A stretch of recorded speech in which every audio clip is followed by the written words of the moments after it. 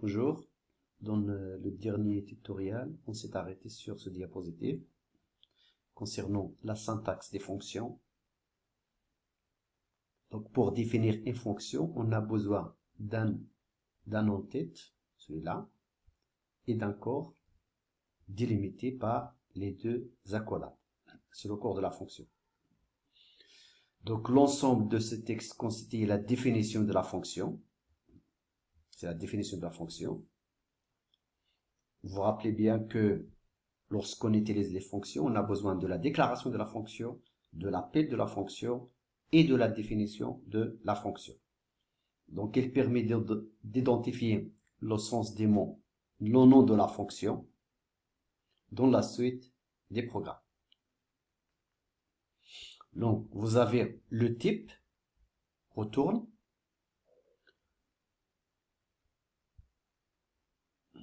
Le type retourne, c'est tout simplement, c'est tout type prédéfini. Il correspond au type de la variable de retour figurant dans l'instruction retour. Si cette instruction est absente, ce type sera void. Nous avons vu ensemble la fois passée que pour des procédures, ça veut dire qu'ils ne retournent rien du tout, on les déclare comme étant void. Ça veut dire qu'il n'y a pas de type de retour. Donc type retour, c'est tout simplement, il correspond au type de la variable de retour. Ça veut dire ici, si je déclare ici comme étant int, ça veut dire que le retour de la fonction est de type int. Ici, sur cet exemple-là, retourne y, ça veut dire tout simplement il est de type double. Donc, on avait déclaré que y est de type double. Le nom de la fonction, il est donné, on doit respecter les règles générales des identificateurs. Et puis, entre parenthèses, c'est le db et la fin de la liste des arguments de la fonction, les paramètres ou bien les arguments de la fonction. Sur l'exemple que nous avons traité ensemble, nous avons un seul argument qui est x. Mais on peut avoir 2, on peut avoir 3, on peut avoir 4 et ainsi de suite. Type non argument 1. Donc, c'est la liste des arguments aux paramètres de la fonction. Ça veut dire ce que vous avez là, entre parenthèses. Donc, ça, c'est le nom de la fonction. Entre parenthèses, vous avez la liste des arguments. Donc, là, le type et puis le nom de l'argument. Sur cet exemple, vous avez double x. Donc, je peux mettre virgule et je peux faire, par exemple, int z, par exemple, char v, ainsi de suite. Donc là, vous avez les types d'arguments avec leur type. C'est une suite de noms de variables précédées de leur type, comme dans une instruction déclarative. On dira que ce sont des variables d'entrée de la fonction. Cette liste peut être vide de tout argument. Si nous n'avons pas d'argument, c'est tout simplement, nous aurons entre parenthèses void. Et là, vous avez l'accolade, l'ouverture et la fermeture de l'accolade. C'est le db et la fin des cours de la fonction. Elle délimite le bloc d'instruction qui compose la fonction. Vous avez le cours de la fonction. Là, vous aurez, c'est tout simplement, c'est l'ensemble d'instructions que la fonction va exécuter. Donc, ensemble des instructions propres à la fonction. Une instruction en particulier et spéciale, celle qui contient le mot retour. Ça veut dire, l'exemple que vous avez là, retourne y, c'est-à-dire entre les deux accolades, vous aurez un ensemble d'instructions, d'accord? En particulier, vous avez l'instruction retourne de la valeur. Retourne valeur retour, ça veut dire valeur retour est une quantité qui doit être définie dans la fonction et son type est type retourne, celui qui est présent devant le nom de la fonction. Donc présent devant le nom de la fonction. Sur cet exemple, retourne y, voilà, il est de type double, ça veut dire il est présent devant le nom de la fonction. Là, vous avez un exemple. C'est une fonction qui retourne le plus grand de deux nombres. D'accord? Ça veut dire, là, vous avez la fonction principale, fonction main. Je déclare deux variables a et b. Un message, là, je rentre a et b. Je vais faire la saisie de a et b. Et puis là, le plus grand est, donc ça c'est un commentaire. plus grand avec les arguments A, virgule B, deux arguments A et B. Donc ça, c'est tout simplement, c'est l'appel de la fonction. Une fois j'arrive sur cette ligne-là, donc mon programme, le compilateur se redirige vers cette fonction-là, ça veut dire plus grand, ça c'est le nom de la fonction. Qu'est-ce qu'il retourne cette fonction-là? Il retourne tout simplement un entier. Donc ici, vous aurez tout simplement un entier. L'entier, c'est quoi? C'est tout simplement, c'est la valeur la plus grande entre A et B. Donc je dois lire deux valeurs A et B. Là, qu'est-ce que je fais? If A est supérieur à B, je retourne A. Ça veut dire, si cette condition est vraie, je vais afficher A ici à la place de la fonction. Si c'est non, je vais afficher B. Vous allez remarquer que là où vous avez, c'est la définition de ma fonction. Et là, j'ai tout simplement l'appel de la fonction. Il n'y a pas de déclaration de fonction. Pourquoi? Parce que tout simplement, ma fonction est définie avant la fonction principale. Si jamais cette fonction principale est définie avant la fonction celle-là, à ce moment-là, je dois rajouter ici la déclaration de la fonction. Et cette déclaration, c'est quoi? C'est tout simplement, c'est cette ligne, exactement cette ligne, ça veut dire que je dois faire une copie de celle-là, et je rajoute un point virgule. Un autre exemple, c'est l'exemple 2, c'est une fonction qui va nous dire si un nombre est premier ou non. Ça veut dire que je dois saisir un nombre ici. Donc ça, c'est la fonction principale. Je déclare une variable A. Je rentre, je dois lire, je dois faire la saisie de A. Et alors, je voudrais savoir est-ce que la valeur que j'ai rentrée est premier ou non. Ça veut dire premier, il n'a que deux diviseurs. Ça veut dire 1 et le 8. Alors j'arrive sur cette ligne-là. If premier. Alors if premier, ça veut dire c'est vrai ou faux. Or, premier, c'est quoi? C'est une fonction. Il a comme argument A. Ça veut dire ici, c'est un entier 1. Il retourne quoi? Il retourne une valeur logique, un booléen. Ça veut dire, c'est tout simplement, il va retourner vrai ou faux. Donc, une fois j'arrive sur cette ligne-là, if premier, ça veut dire vrai ou faux, je me dirige vers cette fonction-là. Donc, je déclare un compteur. Donc, le compteur, il va tout simplement comptabiliser le nombre de diviseurs, une variable e, et je fais une boucle, et je dois parcourir avec la variable e de 1 jusqu'à a. Ça veut dire l'intervalle entre 1 et a. A, c'est tout simplement, c'est la valeur que j'ai saisie. Et je regarde les diviseurs. J'ai la condition if a modulo est égal à 0. Ça veut dire le reste de la division entière est égal à 0. Ça veut dire tout simplement que e, il divise a. Ça veut dire e c'est un diviseur. Et je dois le comptabiliser. Ça, c'est un compteur. Il est déjà initialisé ici à 0. Je dois le comptabiliser. Une fois je termine la boucle ici, je viens ici, j'ai une condition. If compteur est supérieur à 2, ça veut dire plus que 2 diviseurs. Ça veut dire 3, 4, 5. À ce moment-là, c'est pas un nombre premier. Si jamais cette condition est vraie, c'est pas un nombre premier. Il va retourner 0. Faux. Si jamais cette valeur est égale à 2, parce que je commence de 1 jusqu'à 1, est égale à 2, à ce moment-là, c'est une valeur A est premier. Donc, je retourne ici. Il va me retourner soit 0, soit 1. Alors, si cette condition est vraie, c'est 1, ça veut dire qu'il est premier. Pourquoi? Parce que c'est cette condition qui est vraie. Ça veut dire le nombre compteur est inférieur ou égal à 2. Il est premier. Sinon, ça veut dire, si jamais ceci est égal à 0, c'est pas un nombre premier.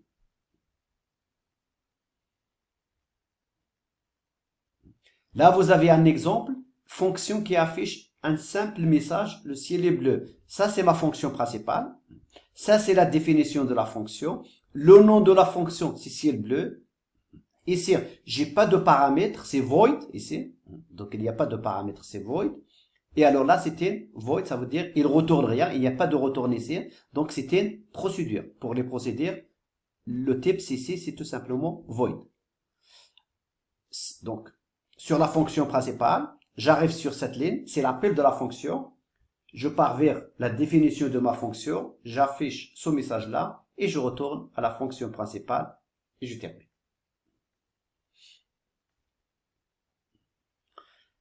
Là, vous avez la position relative des fonctions dans les fichiers.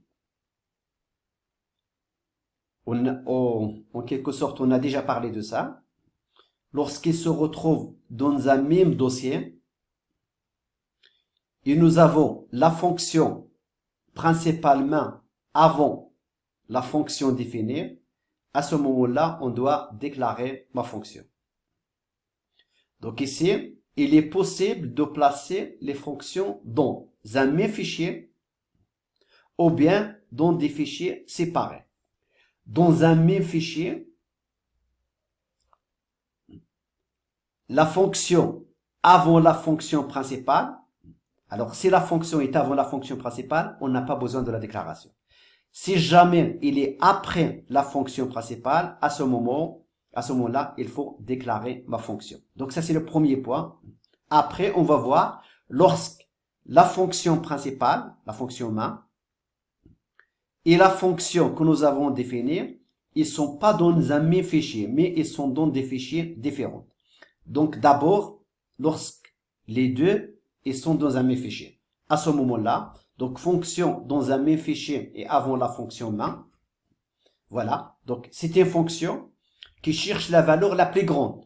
Donc ici, soit j'utilise comme tout à l'heure, ou bien tout simplement, je déclare une variable C reçoit A. If B est supérieur à C, donc C reçoit B et je retourne C. Donc ça, c'est la valeur la plus grande. Le nom de la fonction, c'est plus grand. Il est de type int, il retourne un entier. Donc sur la fonction principale, j'ai deux variables A et B. Je fais la saisie de A et B et puis je vais écrire le plus grand et plus grand, c'est l'appel de la fonction. Et je cherche la valeur la plus grande entre A et B. Donc ici, vous allez constater que la fonction est définie avant la fonction principale. Donc, on n'a pas besoin de la déclaration de cette fonction-là dans la fonction principale. La définition de plus grand est placée avant toute utilisation qui sera faite dans la fonction principale. La compilation se déroule normalement. Donc, on n'a pas besoin de la déclaration.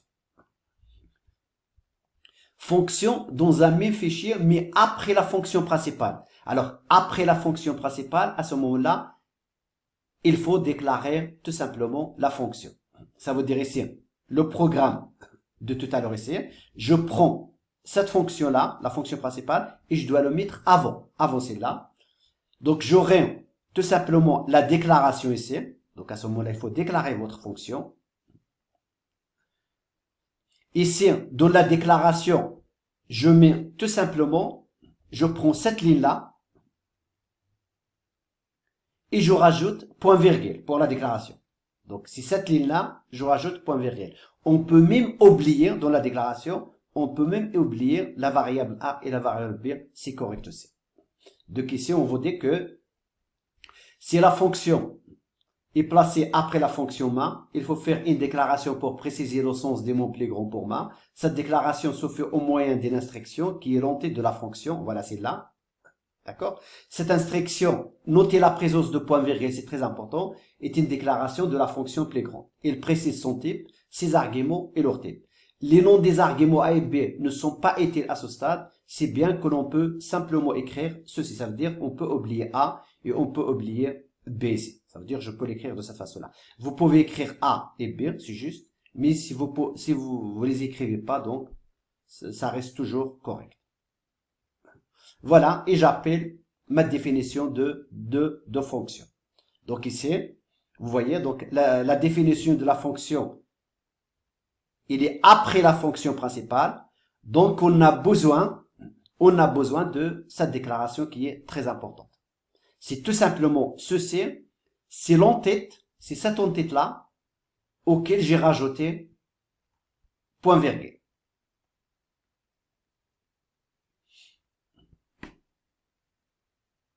Donc après, dans le prochain tutoriel, je vais continuer et je vais traiter le cas bonjour. Dans le dernier tutoriel, je me suis arrêté sur cette diapositive. Ça consiste les fonctions dans des fichiers séparés. Je vais travailler sur le même exemple, donc cet exemple-là, c'est-à-dire là vous avez la fonction principale. En fait, c'est pour chercher la valeur la plus grande. Là, vous avez la fonction. Sur l'exemple, donc ça c'est la fonction principale. Et ça, c'est la fonction pour chercher la valeur la plus grande. En fait, lorsqu'on compile, donc je rentre deux valeurs, 5 et 9, et il va me dire que tout simplement le plus grand est 7. Ça veut dire cette phrase-là, le plus grand, c'est tout simplement c'est la valeur 7. Donc retourne C, c'est tout simplement c'est la valeur de cette fonction-là. Alors, ici, la fonction principale et la fonction que j'ai définie, ça se trouve dans le même fichier qui s'appelle principal.cpp. Alors, qu'est-ce qu'on va faire? On va séparer. Donc, ce qu'on va demander, c'est fonction dans des fichiers séparés. Donc, je reviens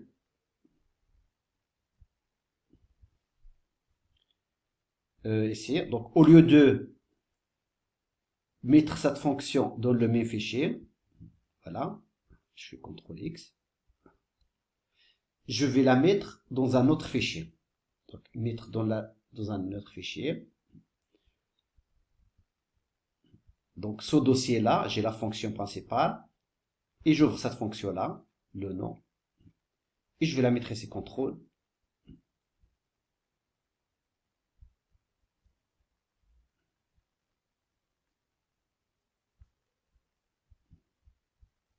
CTRL V.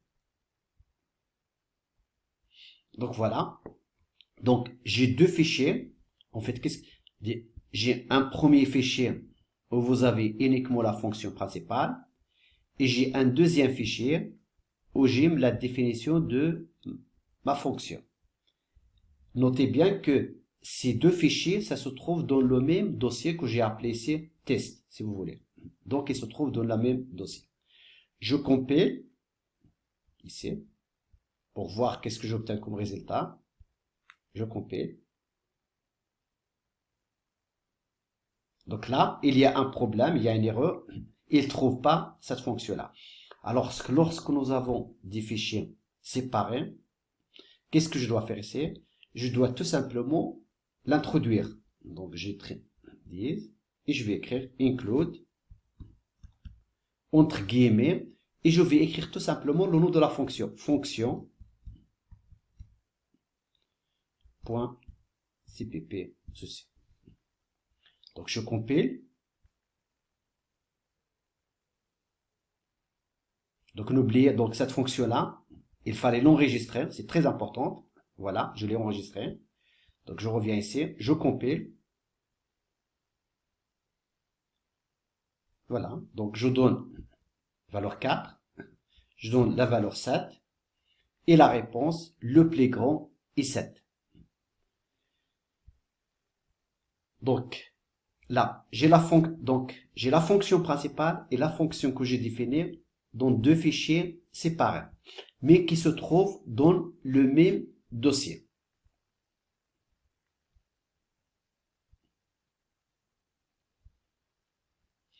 Donc, fonction donne des fichiers séparés, ce qu'on vient de faire. Il est possible de partager un programme sur plusieurs fichiers. Dans chaque fichier, on peut remettre une ou plusieurs fonctions. Cette méthode est très intéressante dès lors que le programme devient trop volumineux. Il permet de travailler sur chaque partie séparément.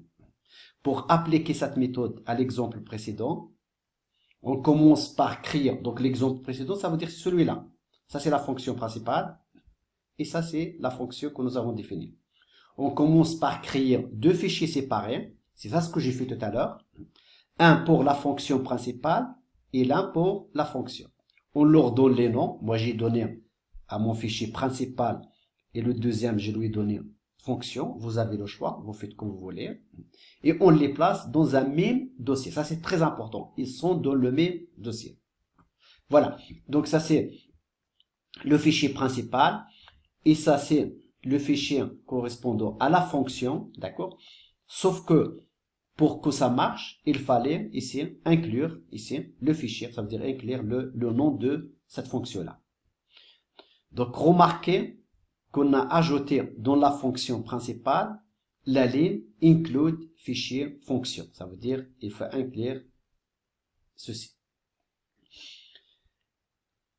Donc, il faut l'importer. Donc, la fonction n'étant plus incluse dans le fichier principal, il faut maintenant l'importer par include, comme c'est le cas pour la fonction CA.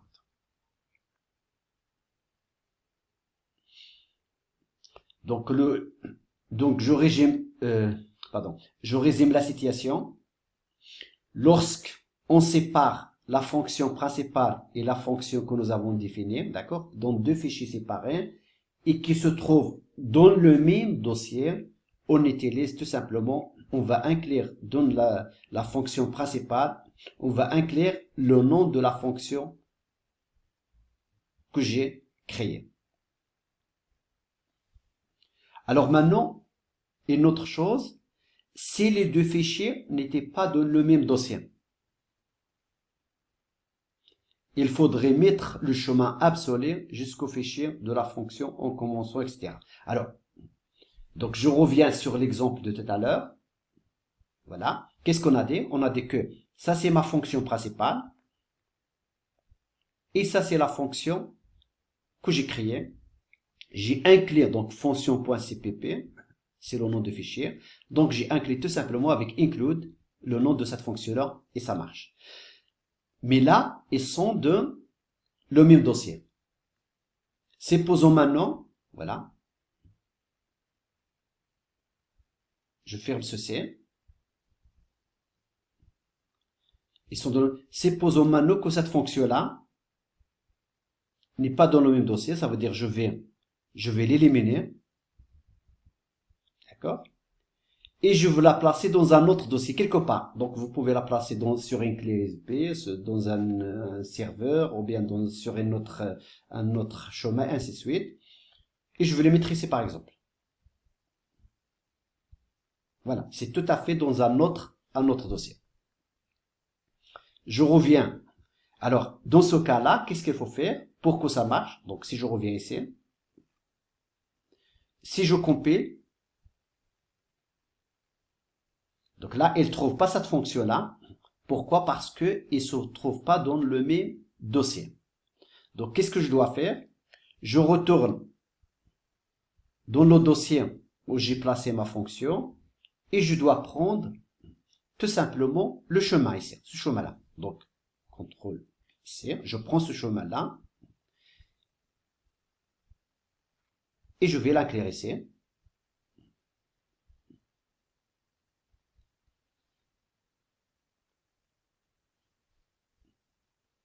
Et je sépare. Donc, ça veut dire que ma fonction, elle est placée dans un dossier, celui-là, S4, l'année, et puis TP. Donc, elle est placée dans un autre dossier qui est différent. Et qu'est-ce que je dois faire? Maintenant, je dois compiler.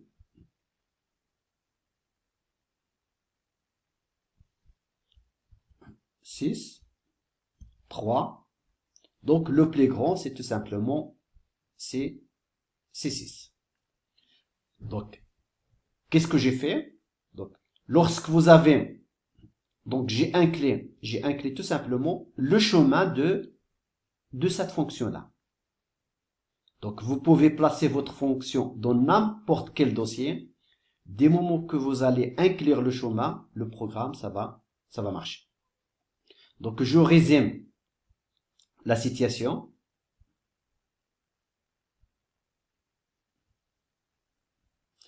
Si le deux fichiers n'était pas dans le même dossier, il faudrait mettre le chemin absolu jusqu'au fichier de la fonction en commençant depuis la racine COD. Ça veut dire quoi? Regardez, c'est COD. Ça veut dire c'est ça ce que, donc, là il y a le E, d'accord? C'est le E, ou bien C, ou bien D, ça dépend de votre votre lecteur.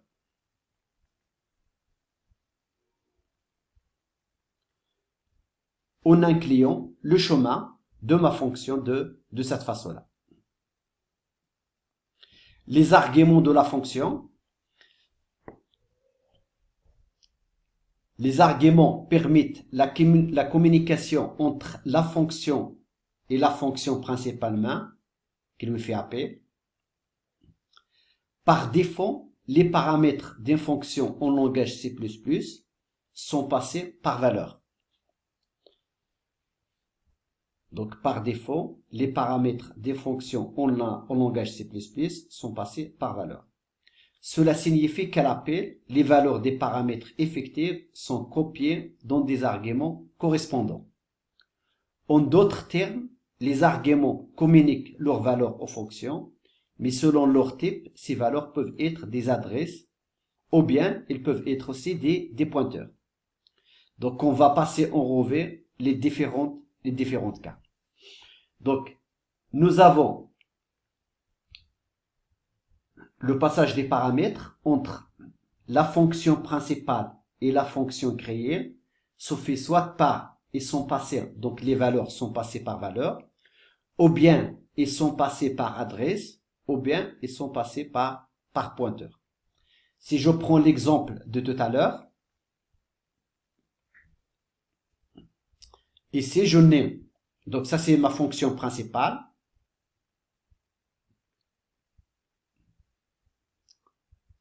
Ça c'est la fonction que j'avais créée, que j'avais placée. Donc ici, qu'est-ce que vous avez? Donc vous avez la variable a, donc les paramètres de la fonction. Et là, qu'est-ce que vous avez? Vous avez aussi les paramètres a. Donc là, les paramètres entre fonctions sont communiqués à travers leur valeur. Ça veut dire qu'il n'y a pas d'adresse, il n'y a pas de pointeur.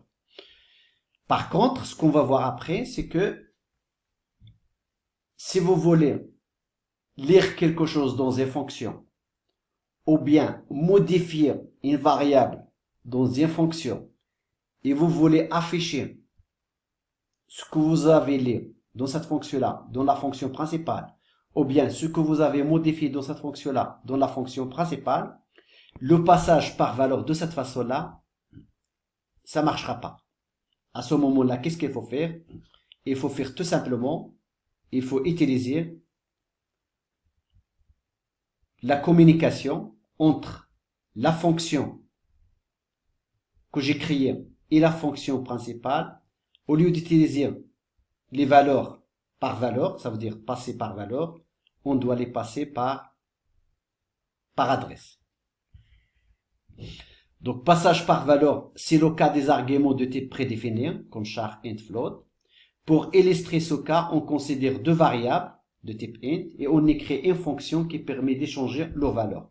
On l'appelle depuis la fonction principalement. Alors, pour ce tutoriel, je m'arrêterai là et je vais continuer la prochaine fois. Donc, ce qu'il faut retenir ici, s'il vous plaît, c'est tout simplement lorsque vous avez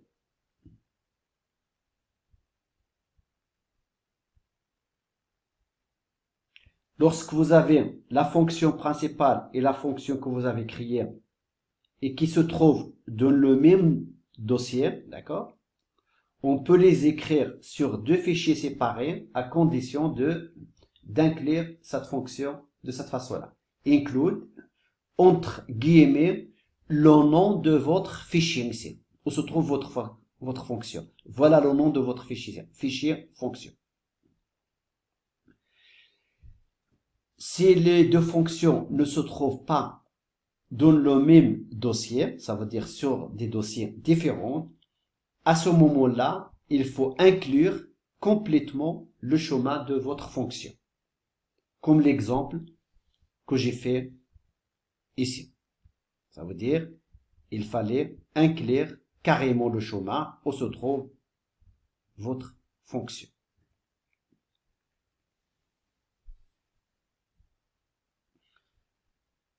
Donc la prochaine fois, je vais continuer Donc, je vais m'arrêter ici sur cette diapositive et je vais continuer à partir de celle-là.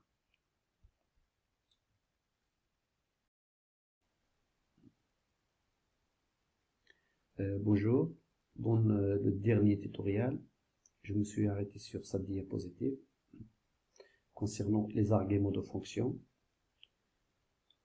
Les arguments permettent la communication entre la fonction définie et la fonction principale.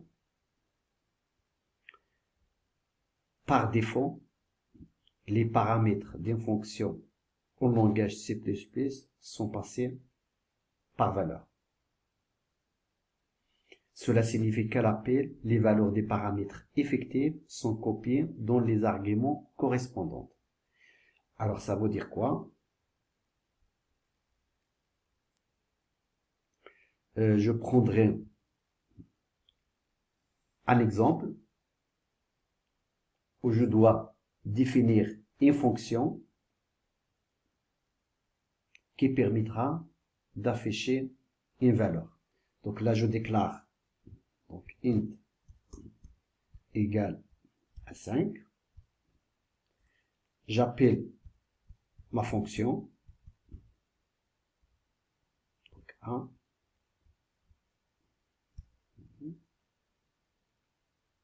Et là, je crée une fonction. Donc, je vais essayer. Donc,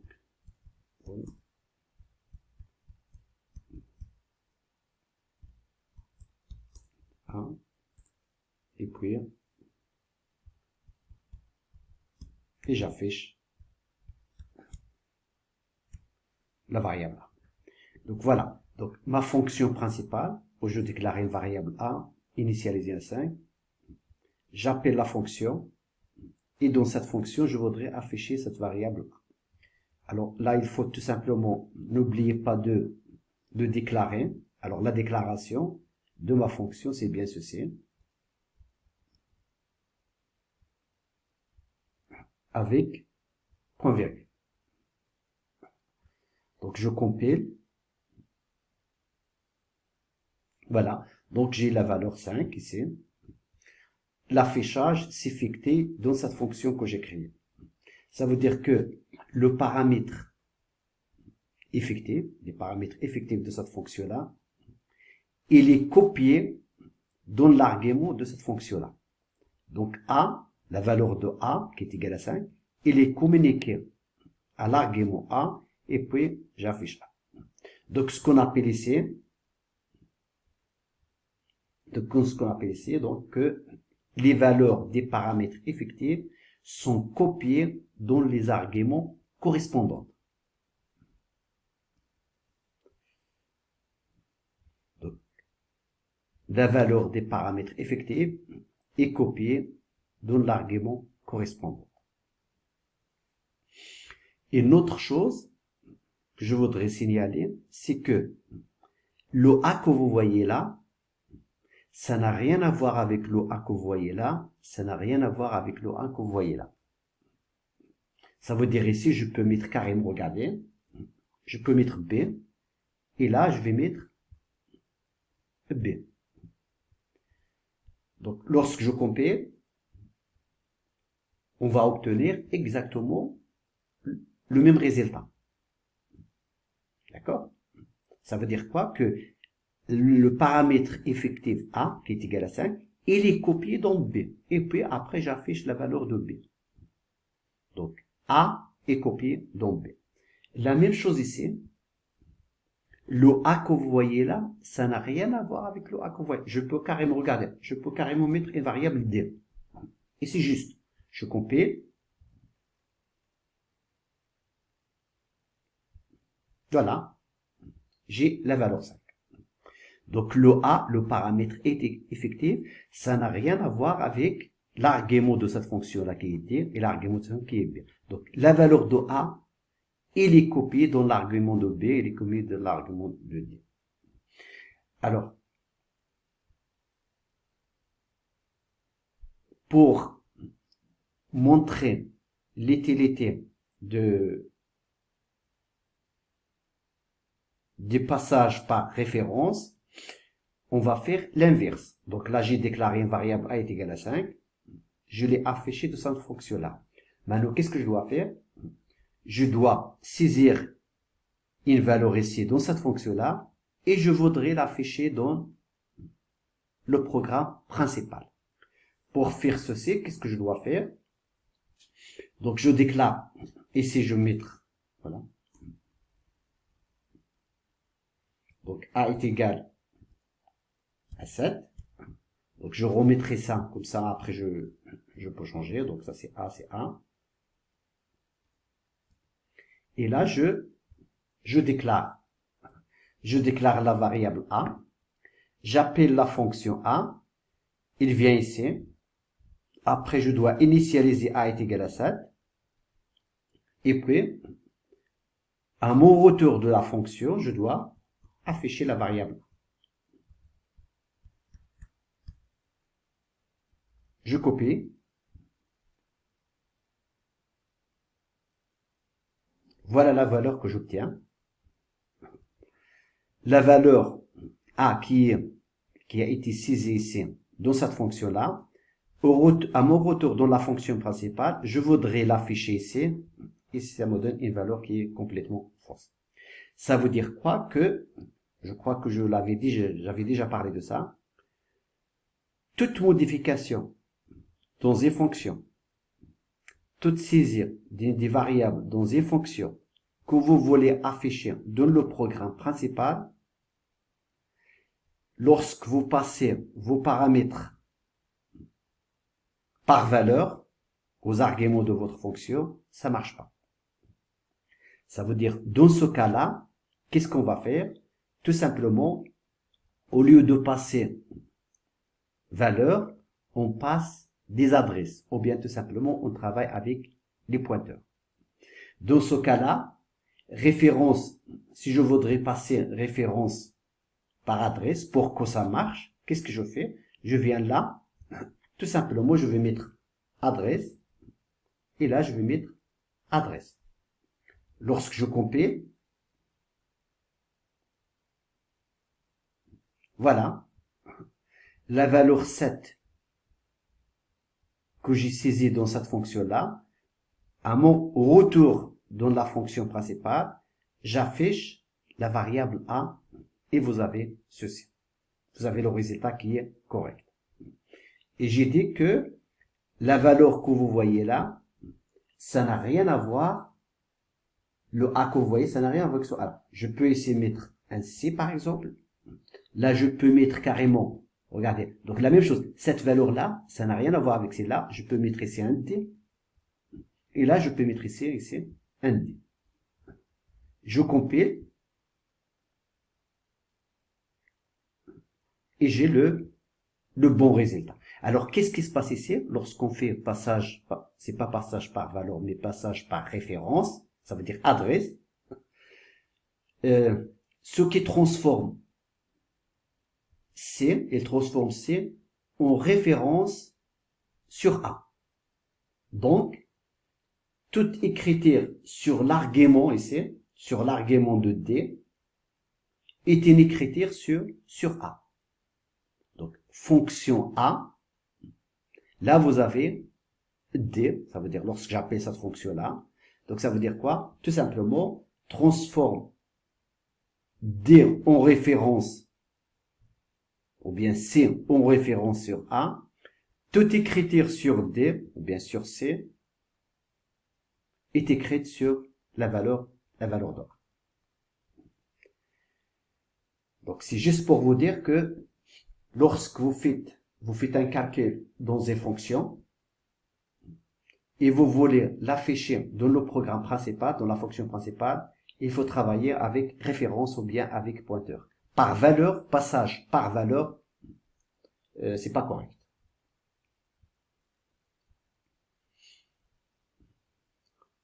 Donc je reviens sur le... Donc, par défaut, les paramètres des fonctions sont passés par valeur. Cela signifie qu'à l'appel, les valeurs des paramètres effectifs sont copiées dans les arguments correspondants. En d'autres termes, les arguments communiquent leurs valeurs aux fonctions Mais selon leur type, ces valeurs peuvent être des adresses. Ils peuvent être des adresses aussi des pointeurs. Donc, on va passer en revue de différents cas. Donc, passage par valeur. C'est le cas des arguments de type prédéfini, char, int, float, d'accord, ça dépend ce qu'on vous déclarez vos variables. Pour illustrer ce cas, on considère deux variables de type int et on écrit une fonction qui permet d'échanger leurs valeurs. On l'appelle depuis la fonction principale là. Voilà, donc nous avons un exemple ici. J'ai la fonction principale. Je déclare deux variables int est égal à 10, p est égal à 20. Je déclare ma fonction échange, int a, int b. Et là, j'ai ma fonction, d'accord? Qu'est-ce qu'elle fait cette fonction échange? Il permet tout simplement de permettre la valeur de a et la valeur de b. Regardez ici, je déclare une variable c. Dans fonction, j'affiche a et b. Après, je fais c reçoit a reçoit b et b reçoit c, d'accord? Dans fonction, j'aurai la permutation, j'aurai la valeur de a et la valeur de b qui sont permittées. La valeur de a ici, vous aurez 20. Et la valeur de b, vous aurez 10 ici. Je retourne dans ma fonction après échange, parce que ça échange, ça c'est tout simplement, c'est l'appel de la fonction. Et lorsque j'affiche in et p, d'accord, les valeurs in et p, les valeurs ne seront pas modifiées. Donc voilà le résultat qu'on aura, d'accord. Vous avez in est égal à 10, p est égal à 20. Dans main, ça veut dire ce message-là, c'est out, dans main, avant l'appel de la fonction, parce que ça c'est l'appel de la fonction. Avant l'appel, j'affiche in est égal à 10, p est égal à 20. J'appelle la fonction échange. Donc je viens ici. Dans fonction, ça veut dire ce deuxième message. Ça veut dire avant la permutation. J'affiche A et B. C'est normal, j'affiche 10 et 20. Après, je ferai la permutation et j'affiche dans fonction. Ça veut dire dans fonction après la permutation. J'affiche A et B. Évidemment, je trouverai 20 et 10. Mais lorsque je retourne dans le programme principal, dans main après appel, je trouve 10, 20. Je trouve pas 20, 10. Ça veut dire, le changement que j'ai effectué ici, la permutation, n'a pas été tenu en compte. Pourquoi? Parce que nous avons tout simplement passé les paramètres effectifs en valeurs. Pour que ça change ici, il faut passer des valeurs en adresse. Les paramètres effectifs, avec les arguments de la fonction, il faut faire un passage par adresse. Donc, qu'est-ce que je fais? Regardez. J'ai copié ceci, d'accord? J'ai copié ceci. Je les mets dans code blocks là. D'accord? Voilà. Voilà le programme principal. Voilà la fonction échange qui permet de faire la permutation. Lorsqu'on compile, voilà ce qu'on obtient.